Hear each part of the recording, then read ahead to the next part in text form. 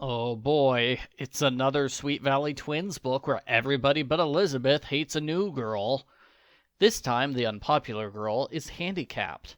That means we get some scenes where Jessica complains that she hates handicapped people. She thinks they shouldn't be allowed to interact with normal kids. Jessica is a terrible person. Argo Funk Book Review, Argo Funk Book Review. In the library, Elizabeth meets Pamela Jacobson. Pamela just transferred from Ridgedale, a school for the disabled. She has a heart condition that prevents her from participating in sports. Elizabeth thinks it's unfair that Pamela is excluded from so many things. Jessica and Lila are running this year's Mini Olympics. That's a sports competition with the 5th and 6th graders. Jessica tries to change the rules so she can win as many prizes as possible. She gets mad when Lila stops her from cheating. Why can't Lila shut up and do whatever Jessica wants?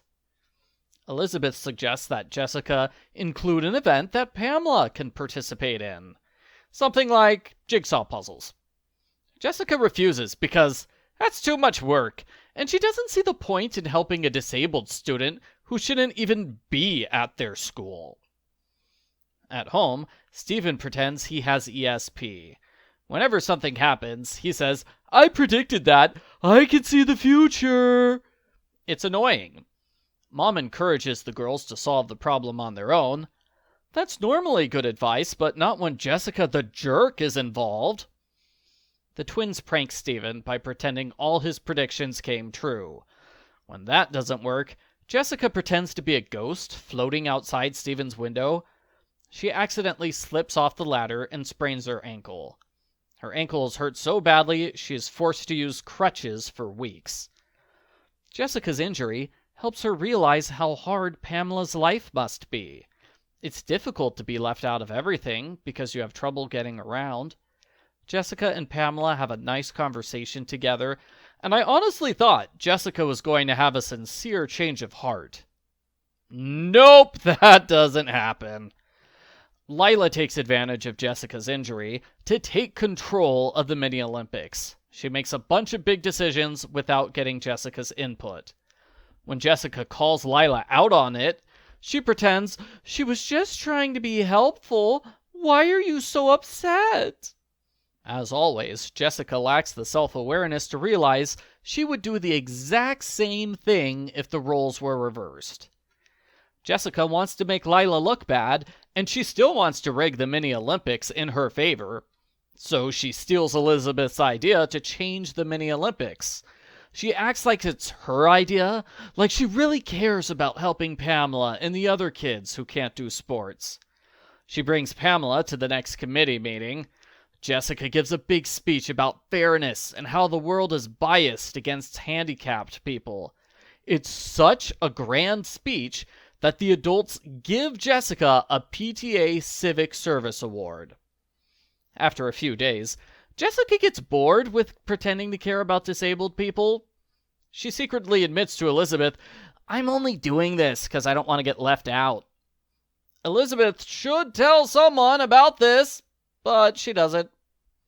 Under Jessica's new plan, teams and events are picked at random. There are a lot more non-athletic competitions like jigsaw puzzles, making a bed, and balancing water.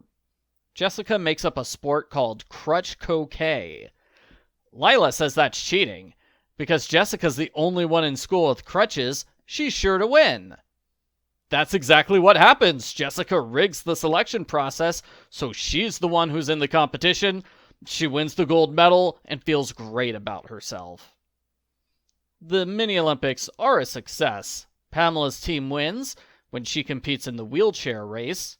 Her parents are so proud of her, they decide not to send her back to her old school.